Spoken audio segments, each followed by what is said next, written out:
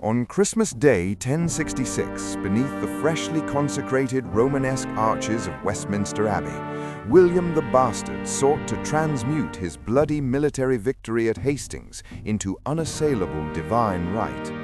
The political atmosphere inside the church was suffocating rather than celebratory. London had only nominally submitted to the Normans at Berkhamsted weeks prior, and the capital remained a hostile labyrinth of deep Saxon resentment awaiting a spark. To legitimize his sovereignty over two distinct nations, the coronation rite was unprecedentedly bilingual.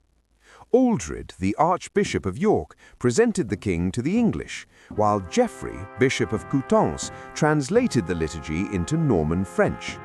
When the mixed congregation bellowed their traditional assent, the English shouting "Yea" and the Normans "Oil," the combined acoustic force reverberated violently against the stone walls.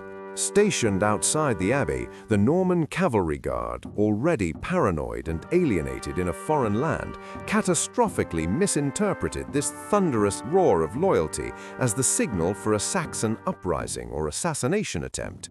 In a spasm of panicked military logic, they did not rush inside to defend the Duke, but immediately set fire to the surrounding wooden tenements of Westminster, instantly enveloping the coronation in smoke and chaos. Instead of entering the church to secure the Duke, the Norman cavalry stationed at the perimeter executed a catastrophic tactical error. Interpreting the thunderous shouts of acclamation as the signal for a Saxon insurrection, the guards immediately torched the surrounding wooden tenements of Westminster to create a defensive buffer. This reflex, intended to disrupt a perceived ambush, backfired instantly as the fire consumed the densely packed thatched roofs, turning the abbey's perimeter into an uncontrollable inferno. Thick, choking smoke billowed into the abbey's nave, causing the liturgical solemnity to collapse instantly. As the orange glow of the burning city flickered against the masonry and the screams of the populace drowned out the Latin chants, the congregation, comprising both English thanes and Norman barons, broke rank. Fearing they were caught in a death trap, they stampeded toward the exits, abandoning the coronation in a desperate surge for survival. Left amidst the haze was a visibly trembling William, clutching the altar while the crowd fled into the chaotic streets. Only a handful of terrified clergy, including Archbishop Aldred, remained at the scene. The holy chrism was hurriedly poured over the conqueror's head. The rite rushed to completion as the crackle of burning timber signaled the violent, ominous birth of the Norman dynasty. Amidst the choking fumes and the clatter of fleeing nobility, Archbishop Aldred of York and Bishop Geoffrey of Coutances forced the ceremony to its conclusion. With hands shaking so violently he could barely hold the scepter, William swore the traditional coronation oath, vowing to rule the English people as well as the best of their kings, while his retinue terrorized the very subjects he pledged to protect. The holy chrism was applied in a rushed, undignified panic, transforming the sacred ordo into a macabre survival exercise rather than a divine investiture. Outside the abbey's stone walls, the defensive perimeter disintegrated into opportunistic banditry. Chronicles record that the Norman guards, having ignited the wooden tenements of Westminster to create a firebreak against imaginary assassins, immediately turned to looting the burning properties. This purported protective measure annihilated the surrounding settlement, stripping the local populace of their winter shelter and goods in a frenzy of avarice that belied the guards' stated fear of insurrection. Orderic Vitalis later noted that this catastrophe permanently severed the bond between the new monarch and the London populace.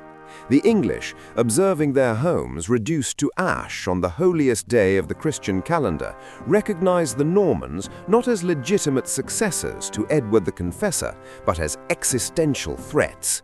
This specific hour of violence crystallized the conqueror's paranoia, ensuring that his subsequent governance would be enforced through the architecture of castles and the sword rather than the consensus of the Witan. The fires of Christmas Day 1066 did not merely consume the wooden tenements of Westminster, they incinerated any possibility of a peaceful Anglo-Norman synthesis. William, deeply shaken by the chaos during the rite, retreated to Barking Abbey for weeks, refusing to fully inhabit London until military strongholds, precursors to the White Tower, could be fortified against the very subjects he had just sworn to protect. This initial breakdown in communication calcified into a permanent policy of brute force, establishing the psychological framework for the genocidal harrying of the North 3 years later. The paranoia born at the altar convinced the Norman military elite that the English were not subjects to be ruled by law, but insurgents to be suppressed by fire. Ultimately, the ceremony intended to legally cement William's claim became the primary engine of his moral illegitimacy in the eyes of the populace. Chronicler Orderic Vitalis recorded that the English never forgave this specific breach of the holy day, marking the origin of a deep cultural bifurcation that would persist for centuries. The historical irony remains stark.